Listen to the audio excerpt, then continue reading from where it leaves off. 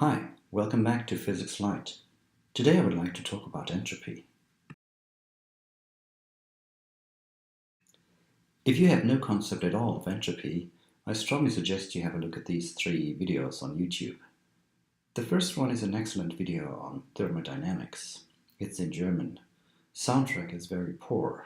Even I as a native speaker don't understand everything. The second one is by a professor from the MIT. But don't worry, it's not too difficult to understand. The third one is by a guy called Eugene Gutoryansky. I very much like him for his graphics.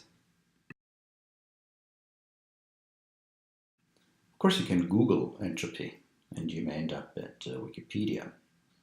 Trouble is, you'll find yourself confronted with microscopic configurations which are equally probable, whatever that may mean.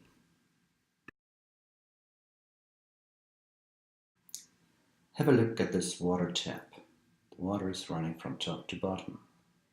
You can watch this for hours. It will never fall from bottom to top. How come? Think of a waterfall. You can watch a waterfall for hundreds of years. The direction of the water will never ever change, not even for a fraction of a second. It will always follow a certain path, a certain gradient, and that gradient goes from top to bottom. Have you ever burned your fingers on a can of cold beer? I doubt it. When you touch a can of cold beer, what happens is the warm temperature of your hands and fingers will travel towards the cold can of beer. Your hands will get colder and the beer warmer. Temperature travels along a gradient, and that's from hot to cold.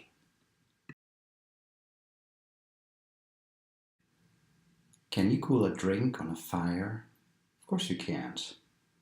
If you hold a drink on a fire, it will get hotter and hotter. Again, temperature will travel from hot to cold and not vice versa.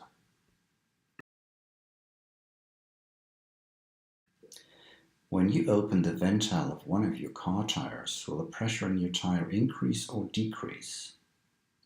Of course it will decrease, because the pressure outside is much lower than the air pressure inside the tire. And pressure also travels along a gradient from high to low. So it seems like any interactions in physics and chemistry as well aim at leveling out differences.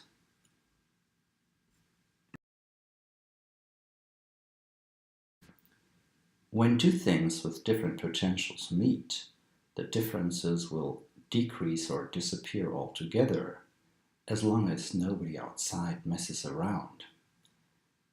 The differences will never spontaneously increase.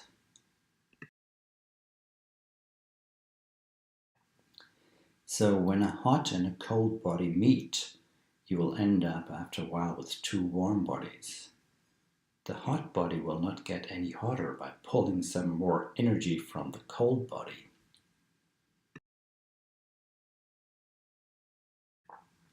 Our universe is full of things with different potentials. We have hot and cold places. We have things with high and low potential energy. We have things with high and low kinetic energy. And we have stars where gravity is constantly battling against expansal forces due to the thermal energy derived from nuclear fusion.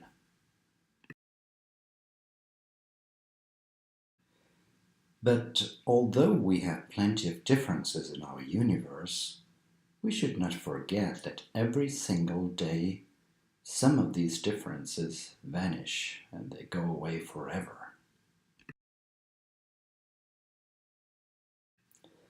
In my little universe, differences in potential were highest at the very beginning. So, say at the time of Big Bang, if you believe in the Big Bang.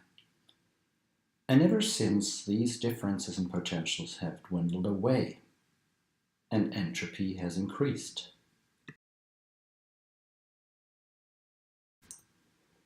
So in my little universe, you'll get entropy by dividing the potential differences at the very beginning of our universe by the potential differences at any given moment in time.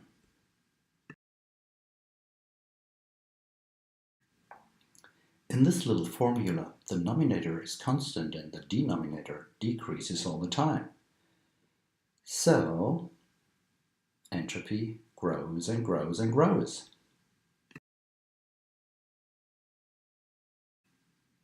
Einstein said m equals E over c squared, or E equals mc squared. If you're interested in this formula, please do have a look at this fantastic YouTube video.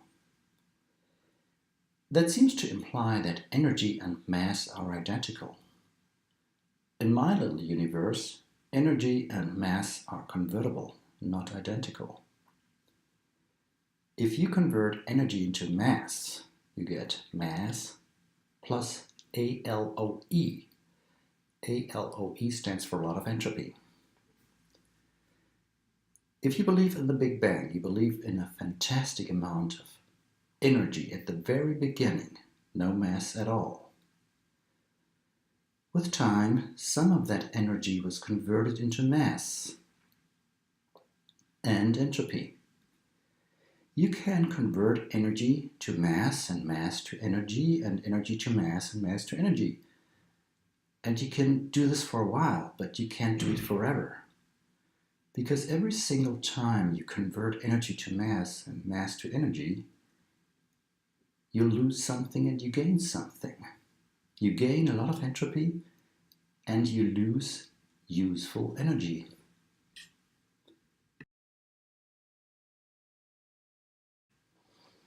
In my little universe, there are different classes of energy. The best energy you can get is first-class energy. First-class energy can be used for almost anything. Second and third-class energy are less useful. You can still do a few things with this type of energy, but not everything. Let's assume you buy yourself 5 liters of gas for a grill party. At the end of the day, you've grilled a lot of sausages and steaks and you've used up all your gas. You have not wasted energy. The energy is still there, but it's spread out over the atmosphere of a whole planet. So you have transformed first-class energy in your 5-liter gas tank to 6th-class energy, which is spread all over this planet and completely useless to us human beings. You have added a lot of entropy to your energy.